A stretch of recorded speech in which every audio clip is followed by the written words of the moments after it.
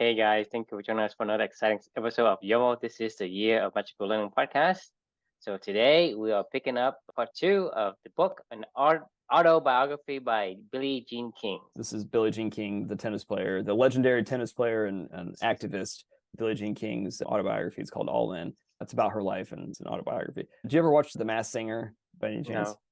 No, You know what it is? yeah. Somebody singing, and then somebody has to figure out who it is. They wear costumes, and then somebody sings, and then it's a famous person that's like in the costume, and then they get voted off the show. And when they get voted off, they have to reveal themselves, right? It's a singing competition where they get voted on by the fans of who nobody knows who they are, right? Some people get guessed along the way and they try to guess and yada, yada, yada. It's an awesome show. It's probably my favorite kind of shows, like The Masked Singer is by far the best show I've ever seen on TV. It is awesome.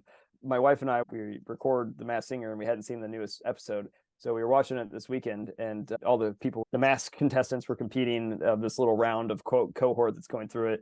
And it was Elton John night, and they all had to sing like an Elton John song, and it was their first appearance on the show. And then somebody gets voted off. Well, the person that got voted off was Billie Jean King. She was on The Masked Singer. You don't have to be a good singer. The show is about, they just have random people that are famous. They give them a clue package every episode. They try to guess. They try to make it hard to figure it out, and then just random people come on and sing. But there are people that are famous people, but like not necessarily sing. So you're gonna get voted off whether you're famous or not. You say, hey, you could be Elon Musk and get voted off because you can't sing. Right. I mean, it's a masked singer. No, it's the masked famous person that sings, right? The thing is, when you have a masked, I mean, I don't know what the show is about, but I think if you have a masked singer and you have people voting, hey, I like these, or I don't like these. So generally, a person who can sing is probably going to be more popular. Or a great showman, maybe they're really. I mean, Jenna Lopez doesn't count because she was the singer, then she became an actor. Some of these people like Justin Timberlake. He's an actor, but he came from the music. So if he goes on, he's famous for some of these movies. But then he comes on and he can sing. So they definitely have famous musicians on the show. LeAnn Rimes won it one year. Nick Lachey won it another year. Usually the top three are singers. A couple times there's been some athletes that have made it into top 3 or 4. But they didn't win. They didn't win. I don't think there's ever been a non-singer that's ever actually won. So people come on there all the time, like Bob Saget or Mel Brooks or Billie Jean King. Like there's a lot of people that just go on just to have fun, and it's like a karaoke contest basically. So here is Billie Jean. I guess the ringer. Right. So here was her contest. Playing Pee Wee football with the ringer. Right, exactly. This was Billie Jean King's costume, the royal hen, and she lost. So she got voted off. She had to reveal her mask. I just thought it was hilarious because the clue package, after she was given the clue package on the first episode, I told my wife, I was like, I know who that is. And she's like, who? How do you know who that is? And I was like, I know who that is. And she's like, no, you don't. Like, that's stupid. And she was singing the song called Philadelphia Freedom. He actually wrote this song, and it was in her autobiography. He actually wrote that song for Billie Jean King, and she was singing his song on Elton John night. I was like, oh, this random autobiography is coming handy, is what I was getting at. When you're trying to guess the contestants on a Masked Singer, and you're like, oh, I know that one. Right. So it's, if you're in the business of change, you must play the long game, right? Billie Jean King, I feel like, she's a change agent in general, but like I actually feel like that's her actual profession. It wasn't businesswoman or tennis player or whatever other title that she's held in her entire life. Every single area of her life that she's ever been in, she's like, nope, I don't like that. I'm going to try to change that. She does that everywhere that she goes, like, and everything that she does. And she is truly a change agent. For me, she had some advice. She mentioned this in the book, and she said, if you're in the business of change, you got to play the long game. I was like, oh, that's a really good point, because it makes me think of a lot about Clubany, right? We're kind of in the business of change a little bit right now, fighting against long held practices and stability of how commerce is created in this world, right? Change, in my opinion, is the operating system of the universe. And I think you would probably agree with that, right? Like, the ironic thing is, as we both know, and we've learned on this journey, humans, we love our stability and our consistency and our predictability. But the truth is, like, change is always going to come and it's going to be there. But if you are going to be a change agent, like Billie Jean King is saying, you yourself have to think more like the universe and play the long game, because the universe is playing an infinite game, right? Like, and they don't really give a shit. They know they're going to win one way or another, and you're not going to be able to hold on to whatever you hold dear. Change, in my opinion, is like a little 2-year-old that's roaming around your house and finally tall enough, you didn't even realize they'd gotten that tall, and they catch a little glimpse of like this antique vase you had sitting on your counter, or something like that. When you're like, That's fine. Like, they're not going to be able to see that. They've been too tiny. They can barely even walk. It'll be fine. I got years to figure out where to re-put that thing and keep it safe. And then, all of a sudden, like, the little guy or the little kid or the little girl is now just a little taller. And then you see them and they see that, you know what I'm talking about? Like when they see that fucking thing that you're like, oh no. And then they go, I'm going for it, as you start to go sprint and try to get it. And then they try to swipe for it because they have no body control. And then you guys both just watch it tumble to the ground and shatter into a million pieces. And, it's like, damn it, like I should, I spent 5 generations protecting that vase, and all it took was a lack of not seeing my kid growing, right before my eyes, and trying to think that I still had more time to figure all that out. You gotta look at the positive. I mean, that thing survived 5 generations. Yeah, right. That thing survives forever. So look at the positive. Hey, it is the end of its journey. Yeah, it gotta go. Yep. Well, the moral of the story for me is, change is always going to come. We can hold on for dear life to our dreams of stability. We can try to be a brave new world, like community, identity, and stability, right? We can use drugs. We can use whatever else we want to do to try to manipulate ourselves to stay in that predictable state, but it's not possible. So I'm with Billie Jean King. I'd rather be in the business of change. If you're going to be in the business of change, then it's just really a matter of time. Like you and I right now, we don't know exactly where we're going next with Clubany. We're still in this Clubany Light project, which we should probably talk about because I'm getting a little bored with it. I feel like our hypothesis has been proved out. It's time for our next evolution with this whole thing. But I know if we keep pushing this button, this is the way that the world is going to go. That it doesn't make any sense the way that business has been structured, right? There's always a place for everything, but it needs to change, and it will change. People don't like their jobs. They don't want to be there. Why would we continue to do shit that we don't want to do? It just makes no sense. Marriage is like a contract that the state sanctions. That's true. It's stupid. It's like, okay, you have a marriage license. It's a fucking license. Right. What is it? Hey, you go to court, say, piece of paper. I swear that she and I are entering into this contractual agreement where we are licensed to live together. Right. It's like, okay, don't go there. You can still live together. I mean, the thing is, what kind of a law is that? It is a man-made construct. And man-made constructs are completely fall short of everything. I mean, you're talking about Mother Nature versus human nature, right? Human nature, we try to categorize all the stuff. Just like, there's like 2/3 Asians, okay, on this earth. And there is only one category for Asians. And, and 1/3 of the people, there's like all of these labels and categories. Like, that's true. You categorize whatever you feel fit. Right. And so marriage license, like I say, a state say, okay, I give you a license to practice marriage together. It's like, who the fuck is a state? I mean, it's made up. It's a bunch of made up stuff. So, like I say, who put a gun to your head and make you go every day for 365? Stop. I thought you actually literally said to me, like, just keep doing it, and I was like, yeah, maybe he's right. Did you hear me? I thought you were being serious. Because you keep saying to me, like, I never quit. But the thing is, I say, well, is it important to you? If it's not, stop. If you read a book that you don't like, stop reading it. There are millions of other books that you would not get to. How fair is it for you to not read a book that aligns with you, and here you grind through a fucking book that you hated? That's my point. On the flip side of that, though, just to be devil's advocate, there's been at least,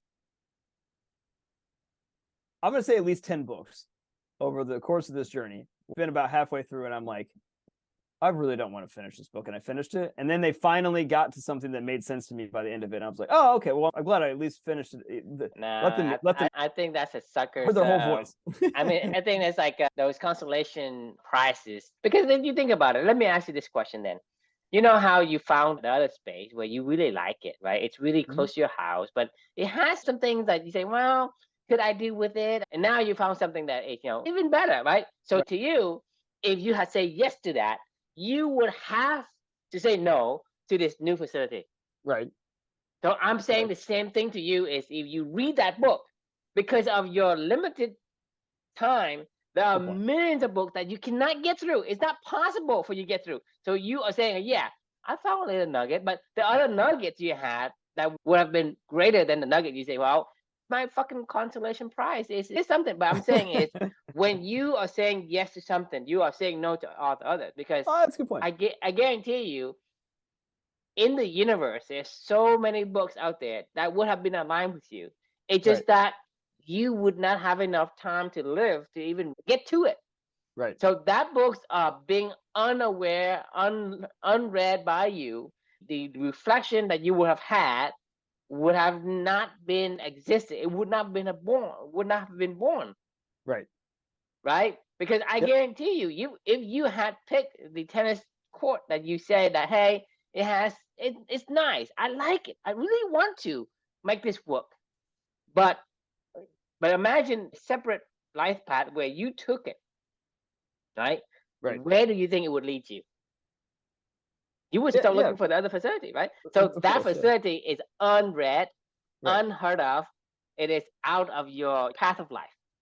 Yeah, I mean, I agree. I think you make a good point. It actually reminds me of this conversation I've been having with my whole team in general about your grade point average in school. I don't know if we've had this conversation. See, student? The idea of a grade point average is mind-boggling to me, actually, at this point in time, because the more that I think about it, I'm like, that doesn't make any sense. That is not, you're not a 3.5 student. You're a 4.0 student in these subjects, and you're a 3.0 student in these subjects.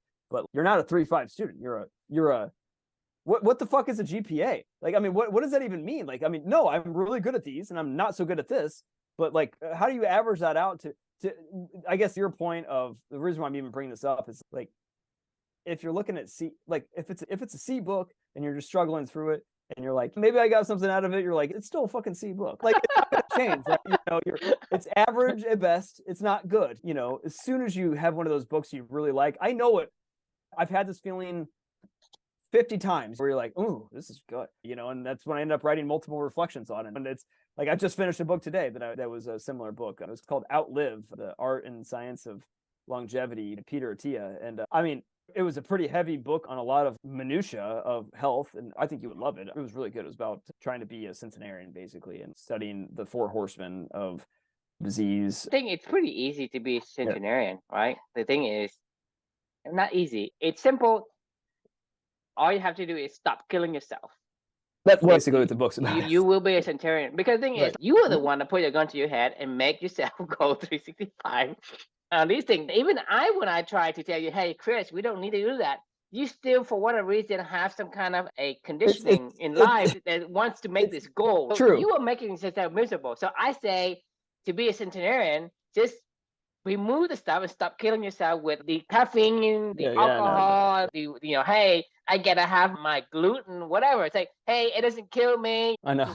I gotta live. What's the fuck is having life for? Hey, just live a little. I know. It's so beyond dumb. You're spot on. That was what I was thinking the entire time that I was reading that book, by the way. You know that you feel better. When you eat well, you know that you feel better. You know, when you exercise, you know that you feel better. You know, when you learn and keep your mind creative and thinking, you know that you feel better. You know that when you have emotional health and wellness, you feel better, right? I am convinced at this point in time, what you're saying is when you go against the universe, what you were talking about with the whole, like, when we put goals and try to force our will upon something, that's when we're going against the universe, right? In my opinion, versus what you're saying is almost what we kind of say all along, which is the art of running down. This is what Billie Jean King is saying. Like, hey, look, I know that this is how the universe works, and I'm a change agent. I just need to sit back and let people go drive off the cliff, basically, and go, okay, you tried it your way, and you tried to bend the will of the universe against the universe, and you lost. Universe. So you will lose. No. Right? Yes, It's a matter of, the thing is, you're talking about back to the topic that I don't understand quite well, is the infinite game versus the finite game, right? The infinite game is not about winning. It's about who can last the longest. Yes, it's about endurance. I mean, it's about enduring. Like, that's what it is. The infinite game is enduring. This infinite train, and you're gonna hitch a ride on this train, and you're gonna want to hitch the ride as long as you can. Yeah, exactly. No one will able to beat the infinite train. You can't do it, right? So it's about, I mean, so no one can beat the game in the universe, and so that's what I'm saying is, it's about it's about longevity, right? Longevity is how long are you able to stay in the game and not vote it off. Yeah, no, exactly. If you want to beat up everybody on the train, fine. go ahead. But eventually there's going to be Somebody can kick somebody you that's out. not going to be, yeah, exactly. Somebody's going to kick you off. Or you can just try to be nice with everybody. I mean, have you watched those wrestling where they have this brawl where you put a bunch of people in the ring and they will toss people out the ring one by one, right? Like WWE? Yeah, like, yeah, yeah. Never watched. I mean, you imagine like a bunch of big muscle dude like thrown in the ring, right? I guess when you think about in that scenario, wouldn't you think the biggest guy and the tallest guy, like Andre the Giant, like 8 foot guy, huge guy, would be the winner? But he's probably like the first few to get tossed out. What does everybody go after him like all together? The big guy. Keep fucking him up. The tiny guys used to just sit in the corner. I've never been in a fight my entire life. Really? Never. Why? Nope. I've talked my way into many of fights. I've just never had to punch anybody because by the time that it gets to that, somebody else does it for me. Like I have the worst lippy mouth, especially when I've drank a little too much or something like that. I get pretty bold. I could use my strength of my language, to hurt some people. And then when I push it too far, I'm like, yep, sorry, I don't hit people. And then somebody else steps in and just like back the fuck up. I'm out of this. I'm going to go stand back here. I've never thrown a punch at anybody in my entire, and I never will. But to your point, I don't need to. I don't want to. Nobody's going to hit me. They're going to be like, oh, he's 5'6" and weighs 135 pounds. So that should be easy to beat his ass. But I'm okay. As long as you're not aggressive, they're not going to be aggressive. They would step in. Like it was like my 6'2" friends would step in and be like, back up, guys. Like, all right, yes, we know he's an idiot. Like, but back up, like. Well, fortunately, you have good friends. I've started many of fights. I've just never had to do anything about it after I started. I was pushed aside by my own friends. They're like, okay, all right. You guys, if you're going to hit them, you got to hit me first, I mean, that's what people do. You have your mouth and people, if 6'2" friend has his physical strength. Like the universe, like we pick off the perceived biggest threat first, I mean, like, why would you not? Hello? Yeah, there you are. Yeah. Yeah, the universe is not what you expect it to be. A lot of times people, kind of get tunnel vision into of what they told what the universe is, doing to them. But you're right. Everything in the universe, I think in the universe, for me, one of the things that I kind of get from this reflection is that to maintain stability, you must change. Yes, I mean 1,000%. Like you have to be versatile. It reminds me of this Outlive book that was just like one of the things he talked about with physical exercise. And he was like, one of the key fundamentals of exercise is stability. And he was like, that's one of the things that people lack the most when they get to be in their 70s, 80s, 90s, centenarians, right?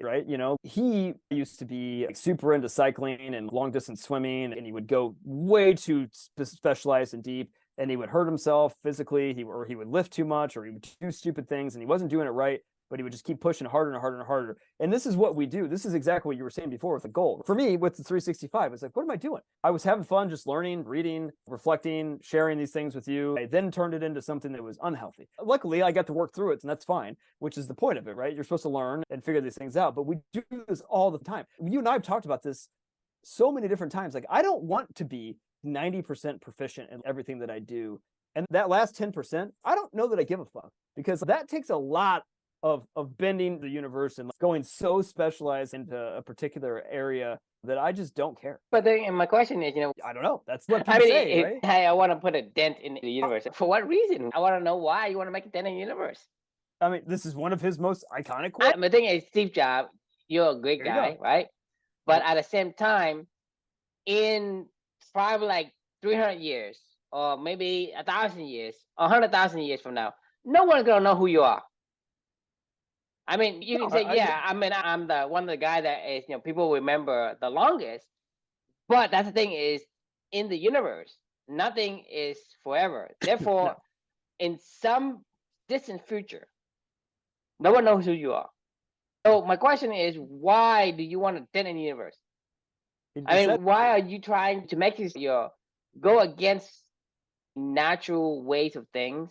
To put a dent in you, because in order to put a dent in the universe, you have to go against the grain of the universe. If you go with the universe, it's basically going with grain and the curve. You can't dent anything because it just glides smoothly, right? Yeah, Carl and Jacob, they're like flying around, right? And they're like, "Hey, Carl, you want to go fly into this house over here?" And he's like, "Yeah, let's do it." And they're like flying around, and Carl and Jacob goes, "Hey, Carl, look, there's a human over there. Like, go fuck around with him, like see what happens, and you're like, oh, okay, yeah, Jacob, let's do that. And fucks around, gets swatted, he's dead on the floor, and Jacob flies by and he's like, Carl, what happened? Like, what did you do? And you're like, you fucking fuck you, Jacob. You know what I mean? Why did I agree to that? And then B, like, and right now, this dead guy, everybody's quoting this guy, okay? And I'm asking I'm truthfully, I don't know, okay? Why do you want to put the universe? Maybe there's something I'm missing. I don't know. His exact quote was, what else are you here for? I can tell you right now, well, I'm here in the universe so that I enjoy my life. I agree. I have an answer for myself. It's a reason for my existence. Well, that is Clubbiny's purpose. That is what, like, I mean, I look at what we're doing as we're trying to build an art of running downhill, going with the universe ecosystem. That has nothing to do with trying to like bend the will of the universe. Like that's the anti of what Club. You surf the wave. Right. You gotta surf the wave. Why you go into the wave and crash into the wave? I mean, it's stupid. Like it's dumb. That's what I'm saying. Maybe I'm missing something, but why are you trying to make a dent in the universe, right? If your answer is to tell what the hell you here for, I can tell you right now, this is what I'm looking for. So it's not like, oh, I have no purpose. No, I'm supposed to enjoy my life, right?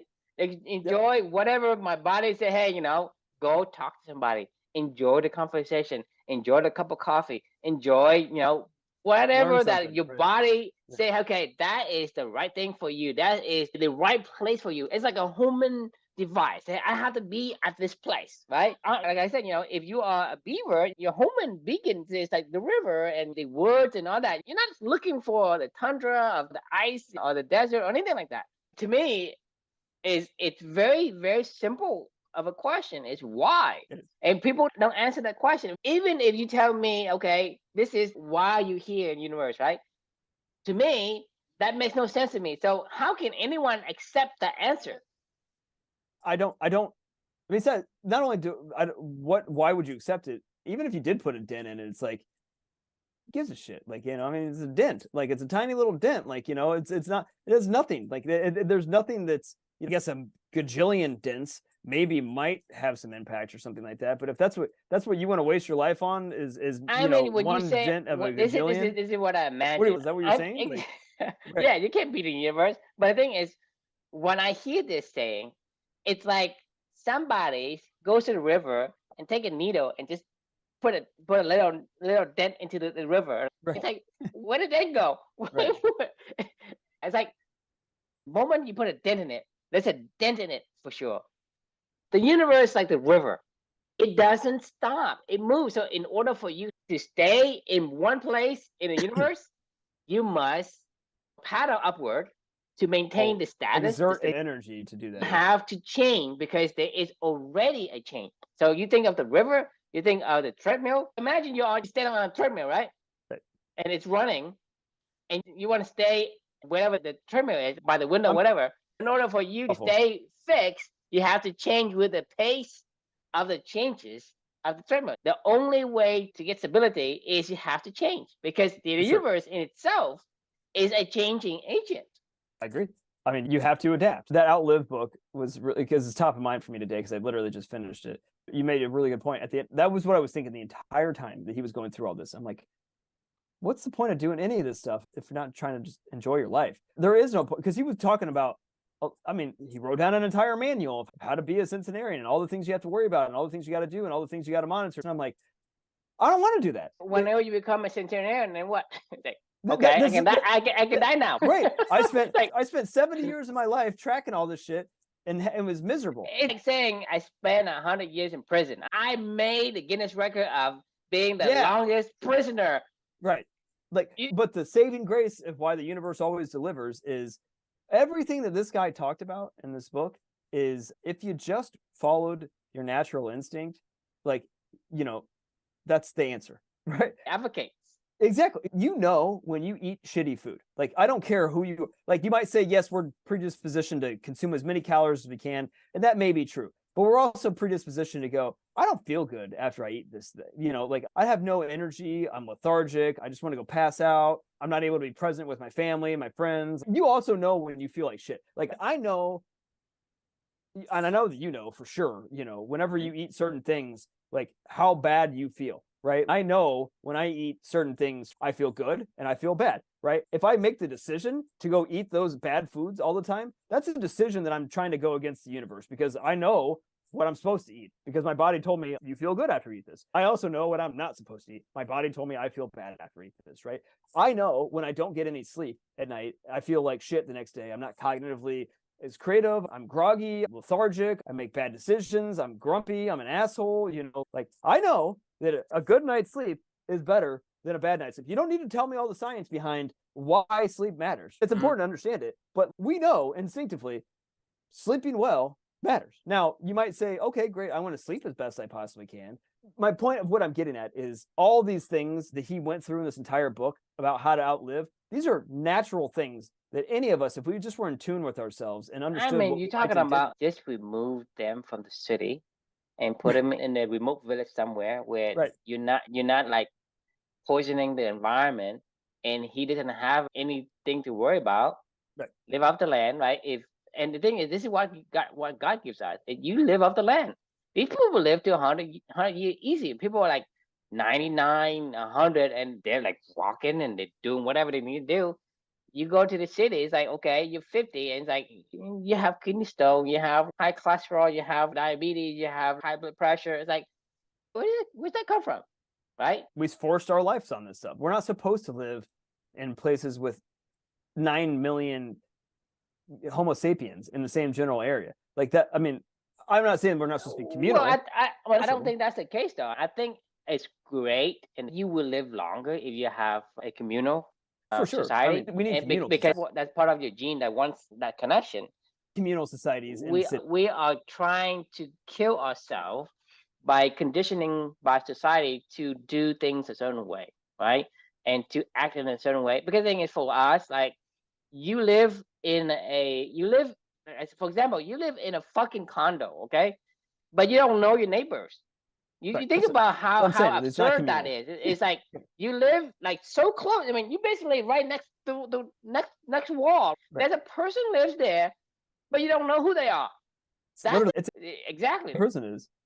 It is a prison. It's a prison cell, and it gets smaller and smaller and smaller. I mean, you go to places like New York City and California, right? It's so expensive to have to live in this like tiny little condo. Shoebox. But then you don't know who your neighbors is. What is the size of an average prison cell? 6x6, right? So people actively choose to live in a place that's 6 times the size of a prison. It's just a bigger prison, but it's still a prison. A tiny little prison. Like that's insane. Like today, I was outside all day long, like taking my meetings from there, playing at the tennis courts or whatever. When I was done, why am I fucking what? Like, why do we build businesses where people have to rush there? When this is no joke, true. Why did you run for trains? Why am I running for trains? Until the pandemic happened, and until I started working at home full time, I actually didn't, for almost 6 months of the year, I didn't see sunlight. Because I would leave in the morning when it was still dark out. And, in the wintertime, like daylight savings time, it gets dark by like 5 or 5:30 or something. I would leave the office at like 5:30 or 6 or something like that and drive home in the dark. I would drive there in the dark and I would leave in the dark. And other than maybe going by a couple windows that were shaded because nobody wanted the sunlight to block their computer or some screen or whatever coming into the windows in the Skyrise Salesforce Tower. But like, no joke, I forgot that there was sunshine since I've been home working for the past 4 years now. When I go on a walk in the middle of the day in the wintertime, I'm kind of shocked. I'm like, this isn't that bad. And sometimes there's really nice, beautiful, sunshiny days when it's 20 degrees outside. And I'm like, it's pretty nice. It's great. Right. And the thing is, you think about it, one of the, I don't know what's called a vitamin. So one of the things that we need that is essential to building blocks is vitamin D, right? Vitamin D is the only vitamin that I was told that we can make ourselves, with the sun. Right. And so imagine you don't get it in the sun, you're not making that vitamin D. That's the only vitamin that you can make yourself. How important do you think that is to you? To be in the sun in the course of the day? We're talking about vitamin D. In order for you to make vitamin D, you need cholesterol and you need the sun to make vitamin D. But the body can make that on their own. That's the only vitamin that they can make on their own. Right. Right? So think about how important that vitamin is evolutionarily. To you. So you think about like, hey, I'm going to an Italian restaurant. what kind of food is important to them. Well, I mean, it's not really Italian food. That's how you go to Yeah, Italian. yeah, I get it. You mean, don't mess. You try.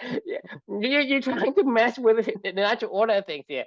An Italian restaurant, you go order Italian food. Right, I don't right. care if it's not authentic. Okay, Right. that's not my point. But you don't go there and you order, Chinese fried rice. Okay, you just don't. Well, no, I know. My point is, when you open an Italian restaurant and you decide to make Italian food because that's your specialty, that is what you sell the most. That is the most important thing on the dish. That's Right. why you make it your own. So vitamin D, same concept, is because it is the most important vitamin in your body for you. That's why you decide to make it your own, and rather Right. than having to get it from somewhere else. I would rather just make tanning beds for the people when they get off of work in the darkness, so they can go sit in a UV tanning bed and bake their skin and get skin cancer because they never see the light of day because they're stuck in an office all day long. That's the better solution. I mean, you think you can make vitamin D from a tanning bed? I was kidding, Drew. I'm saying, like, this is our universe denting solutions of, like, well, if we got to dent the universe, we got to put in all the hours all day long. So we got to forsake, like, this thing that is clearly important because our bodies decided to make it evolutionarily, because clearly the sun matters. And also, hey, you should give up sleep too. Give up sleep, give up sun. That's the thing that I also completely grinds my gears. Like, this billionaire routine. Sleeps You get 4 up hours 4 a night. o'clock in the Yeah, fuck morning, you. Like, and that doesn't fit. he goes to sleep and he reads like 10 books a day. Blah blah blah. It's like, No, he doesn't. do whatever your Right. body wants you to do. Right. Right. If you're sleepy, go to sleep. Yep. Right. If you can't get up in the morning, don't wake up at 4 a.m. in the morning. It's like, why? Like right now, like, everybody say, "Hey, I gotta go kill myself so I can make a dent in the universe," where it's like putting, like, poking a needle into the river. That is, to me, putting them in my head, like, hey, when Steve Jobs say, "Put a dent in the universe," it's like, hey, poking a needle in the river, in the giant river. That is the impact you're making. I asked one of my employees today. I asked this exact question because we were talking about the grading scale, and I was like, "Tell me." He goes, "Economics, accounting, and I forget the third one or something like that." And I was like, "What'd you get F's in?" He was like, "Well," I was like, "Did you ever get an F or a D or anything?" He was like, "Yeah, a couple times." I was like, "What was the subjects?" And he was like, "It was this, this, and this." And I'm like, "How'd you get an F?" And he was like, "Oh, I just didn't even go to class." And I go, "You didn't even try?" And he was like, "No, I didn't try. I mean, it was just something that didn't appeal to me at all. I just didn't try." I was like, "Did you ever get a C?" And he goes, "Oh yeah. Oh, yeah." I was like, "What'd you get a C?" And he was like, "Calculus." I go, out of curiosity, how hard is it to get an A in economics? And he was like, "Oh, it wasn't hard. Like, I just liked it." And I was like, "Oh, okay, all right." And how hard was it to get a C in calculus? And he was like, "Oh, it was really hard. I mean, I worked my butt off to get that C." And I go, "You worked your butt off to get a C in calculus?" I was like, "Would you say you did more? It was harder? You did more work and more work than you did for your A in economics?" And he was like, "Oh yeah, oh way more." And I go, and I'm like, by a long shot, like, right? Like, this is what you're saying. You want to put a dent in the universe? Fine. You're going to expend a shitload of energy and you're going to do a pretty crappy job at it. Or you could go run downhill. I feel like I am 99% sure that going the direction that the universe is going and running whatever you're being told physically, emotionally, evolutionarily, like, and where the way your universe is going is the direction that we should all go. So this is what I know, okay? And I know I can't beat the universe, right? So I'm saying, okay, if I can't beat the universe, I'm gonna go just right along. That's what I'm doing. I don't know shit, but at least I know that. At least I know I cannot beat the universe, so I'm not gonna try to beat the universe, right? Why? You make a really good point about the whole Steve Jobs quote, because the second part of the statement's a little bit more troubling, because he says, "Put a dent in the universe," and then he says, "Because if you don't, then why else are we here?"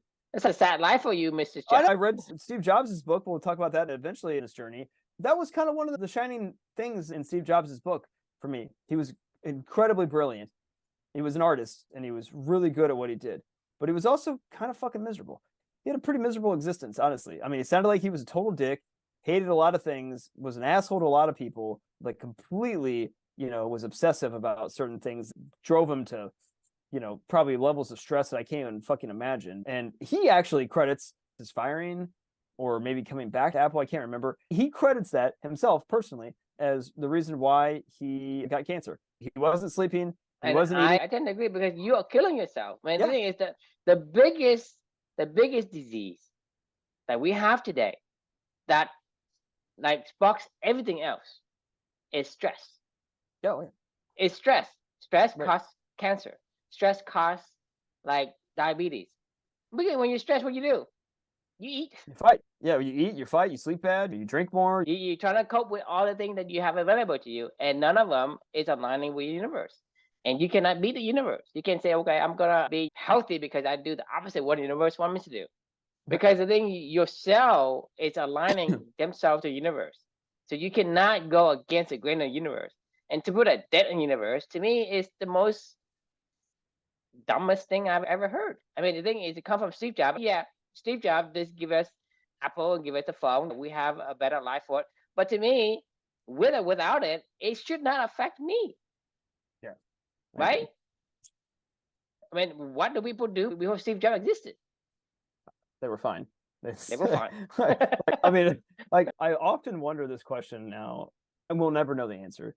But like, you know, and I don't want to play a nostalgic game of like, oh, things in the past were always better or not. I'm actually just curious. It's more of a curiosity of, you know, let's go back 100,000 years in humanity and people living in hunter-gatherer tribes. Did they live to be centenarians? Like, I don't know. I mean, did we just go massively backwards to go maybe back to where they were 100,000 years ago or something like that? Part of me wonders if that's the case, right? Because I feel like we've done a whole lot of going against the universe to get back to even, you know, The key that I've seen so far to this day is everything is in balance, right? So it's like pendulum, right? When you exactly. swing, right, it's gonna go towards what you want to get better, better, and then it's go past it and go towards, then come back. It's a pendulum, and so this is what we see humanity in its state. It's like it's swinging, so we get better, and then now we pass the most optimal balance, and then we get worse, and then we say, well, we gotta swing back the other way. And so right now it's like, you know, right now we everything is about like, so back in the old days, right? Information, it is so precious. People hold it like, you know, my secret recipes and this and that and whatever.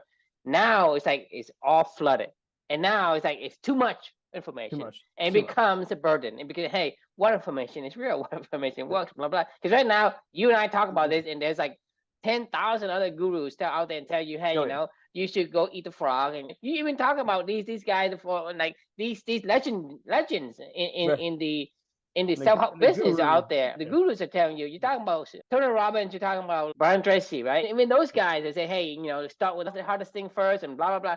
All these things, right? These guys out there are telling you to do something Time that management. is, Like the procrastinate on purpose guy. It's all about the I mean, the thing is MVOT, money, you know. and then the most famous one is, you know, put a dent in the universe. What else are you Right. here for? Right? That saying is percolated throughout the entire society because it's Steve Jobs. Everybody say, "Oh, this is a fucking oracle," right? The thing is, yes, He just it's happened an to oracle survive. for him, not Right. for you. I mean, this is Right. what we're just saying is I can't tell you how to live your life because it's your life. You're a fox, you're an eagle, you're a lion, whatever. Live those lives. If I'm a beaver, then I live a beaver. If I'm a goat, I live a goat. Whatever that Yep. I am, it makes me happy. And that's to me, life is meant to be enjoyed, not to suffer. Suffering is self-inflicted. You are the one that caused your Yes. suffering. Yeah, I mean, Right? up until Amelia, I lived a pretty trauma-free life. Most all of it was like self-inflicted, just dumb shit. I know the difference between stuff that I cannot control and stuff that I can control now. There's nothing that any of us could have done for what happened with Amelia or Luca. I mean, we did our best to just ride the wave of whatever that was happening or not and learn whatever lessons we learned from it. But to your point of like, most of these things are self-inflicted. I would say in the course of my life, it's probably 99.9% of my Yes. life. It's very rare to have, you know, I guess atomic bomb events, right? Where you're just along for the ride. These atomic bombs events, you're talking about like 0.00001% chance. Right. But that's the thing is, you know, people infect themselves, and sometimes because you infect themselves, you stack those things on, and it It's becomes worse. greater.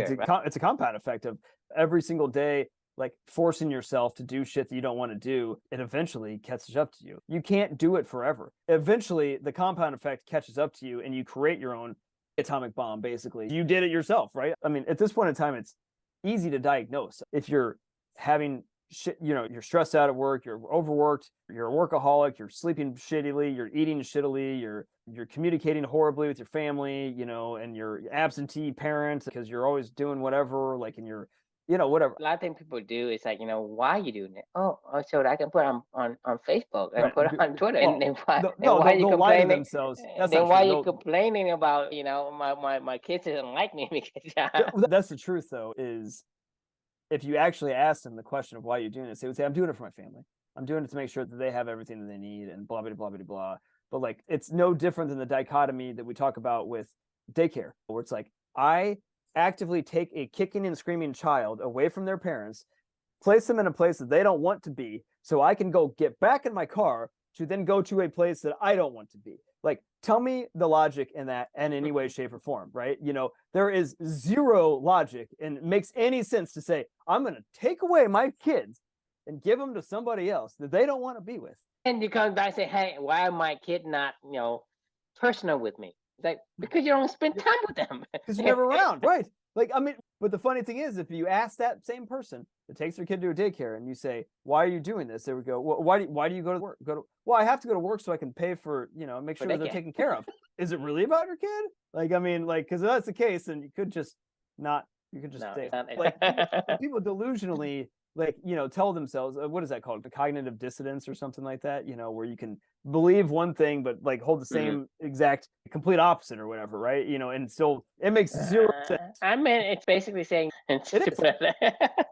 But we justify it in our head as to why we're a hypocrite, right? Like, and we're like, yeah, no, I am a hypocrite, but we're supposed to be hypocrites, that's the way that the world works. I'm saying that the problem I have with people is that people accept whatever shit that will give it to them. It's like, like the Steve Jobs saying, it makes no sense to me, but no one argues with him about it. No. To me, I say, what the fuck? Why? Well, he's Steve If Jobs. you tell me that, I say, why? I don't care if you Steve Jobs. I don't care if you Isaac Newton. I say, why? I need to understand why before I accept it. But people accept these bullshit without even like, say, okay, let me process it a little bit and say, okay, does it make sense to me? They don't. They keep taking it. It's like people say, hey, this guy's bad. Okay, he's bad. Bad guy. Let's kill him. Right? I mean, it's like, that's what I'm saying is, when Elon says something, people will eat it up. When Steve Jobs says something, eat it up. It's like, it doesn't mean shit. Yep. It doesn't mean shit to me right now. Maybe I'm too dumb. I'm missing something big here. And everybody else is like, okay. But at the same time, it's like, okay, explain it to me if you understand. But no one has able to explain to me why you want to put a Dent in the universe. And a lot of people do. I mean, it amazes me. It blows my brain. It blows my mind. It doesn't make any sense. To me, it's just like I want to go step into the ring with the universe and see, like, that was my analogy with the two flies. It's like, hey, I get it. Like, you want to have a little bit of fun, you want to buzz around my ear, but keep doing it. Like, I'm gonna fucking whack you across the room. And that's the thing. It's not about if; it's about when you get. And maybe my hand can't get you, but then I'll go invent a fucking fly swatter. Because then when you come near me, I'm gonna have a longer hand and I'm gonna whack you in the fucking window. And then they bring out this electric zapper. Jacob's in the corner going, no, why did you do that? Oh my god, I can't believe this happened. And you're like, what'd you think was gonna happen, man? Like, I think the saying is fuck around and find out or whatever. I think like when you do that with the universe, it's fuck around and find out, right? You want to smoke? Fuck around and find out. Fine. You want to be a workaholic and never sleep? Fuck around and find out. You want to never see your kids and expect them to want to take care of you when you're older in your life? Like, fuck around and find out. You want people to care about you at your eulogy and your funeral? You spend no time with them and you treat people like shit and you're not caring and you're not generous, have any social whatever about you. Like, fuck around and find out. Go for it. I know at the end of the day, this guy in the Peter Attia guy in this book, what we spend so much time focused on our resume, like what's on our resume. He said something about like, what's your eulogy, like criteria, right? Like we literally just want to like chalk up all these achievements all day long, which nobody gives a fuck about. Like, I mean, no one fucking cares. Like, I mean, like nobody fucking cares. No one remember who invented iPhone. I probably tend to agree. I mean, let's be honest here amongst each other. If I told you, if I was Novak Djokovic right now, and we had the same conversation every single day, let's just pretend I'm Novak Djokovic. Would you remember me for being Novak Djokovic, or would you remember me for this stuff that we talk about? For this stuff. Of course. I won't even know who you are. I don't really care. I don't care about things that is not like related to the value that I can receive from you. And that's just the way human beings are. right? Yep. You could be like, hey, I'm with this, I don't know, whatever thing that you do, maybe like you do some kind of communities, or you like to do Right. your work or whatever. It's like, I don't care. Go to your HOA, do whatever you want. Yep. Yeah, I'm not interested in that. I'm just interested in like, okay, how do I self-improve myself? How do I not run for train? How to run downhill? All these things, right? I don't care about your company unless it deals with company Something you life, care about. right? Right. Yeah, You know what I exactly. mean? Right. So Right. Exactly. Do you care about Tom Brady right now? not really. Like who gives a shit about Tom Brady at this point in time? He retired. He doesn't like the things that gave us value for was playing football. I don't care. Peyton Manning's a little different for me because like I actually enjoy him as a general personality. So like he does give me value as just a human being. He makes me laugh. Whenever I see him doing the shit that he's doing in general, he's kind of funny. It brings you value. That's my point. It Right. has to bring you value for you to have that connection. Marvin Harrison was a famous Colt that Peyton threw a lot of touchdown passes to. Have I ever heard the name or thought of the name Marvin Harrison since he retired from football? No. Most of the young generation don't know this. Well, they know what their iPhones are, but They know the iPhone, but they don't know who they've seen the movie is. Steve Jobs. No, they don't even care about the movies. Does your you, daughters know who Steve Jobs is? they don't know who Steve Jobs is. They have no idea who Steve Jobs is. I mean, my daughter is much older. I mean, my daughter is 18. Right. Okay. And you imagine Luca. In Luca's generation, they don't know who Steve Jobs is unless they're like really, like in general, like let's say they're in like computers and whatever, then yeah, they may know Steve Jobs because people it's in that circle. But Right. in general, people don't know who Steve Jobs is. Like the iPhone is used worldwide. I mean, talking about like in the fucking mountain where there's no electricity, there's iPhones. Okay. That's a good point. Okay. In India, there's no computers, there's no laptop, but there's iPhones. Right.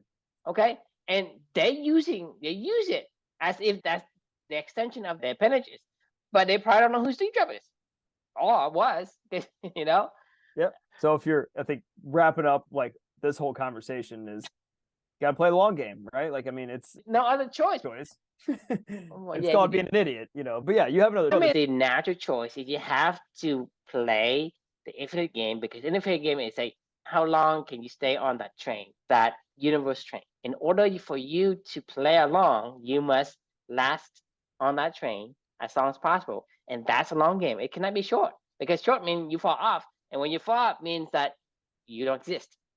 Well, I think our strategy should be for Clubany members in the future is put a little net out to magically catch all the people that are being chucked off the train, because they thought they could dent the universe, and then they fall and they're like, oh shit, I couldn't dent the universe. And then we're like, okay, well, here, do you want to maybe play nice with the universe? Like, here you go. Like, oh, okay, all right. The point is, we don't want you to learn from your own experience. We want you to learn from other people's experience. Well, that gives you the advantage. And that's why we advocate Clubany. Because, you can learn from your own? Yeah, you could, but that's by chance, by random probability that you may have the right lessons at the right time, at the right place, and you're able to understand it before it's too late. Because a lot of times you just don't have another second. The game of the universe, there is no multiple life. There's just one life. We don't know that. But you don't want to test it out. But I don't want to fuck. Exactly. Exactly. I think that's a good place to end it on. Maybe we should put the title on this one as fuck around and find out. That's a good lesson. All right, so the question we can leave for everybody is, are you open to change? You have to do the same thing, which is, in order for you to protect what you acquire in the present, you have to change to acquire. Yeah, that's true. The universe is constantly changing, so you got to constantly change. Like you're on a treadmill, it runs, and you can't just expect to be in the same place. People try, and they fuck around, and they find out. I said, why am my face on the floor? Thanks, everyone, for joining. We'll see you tomorrow night. Sounds good.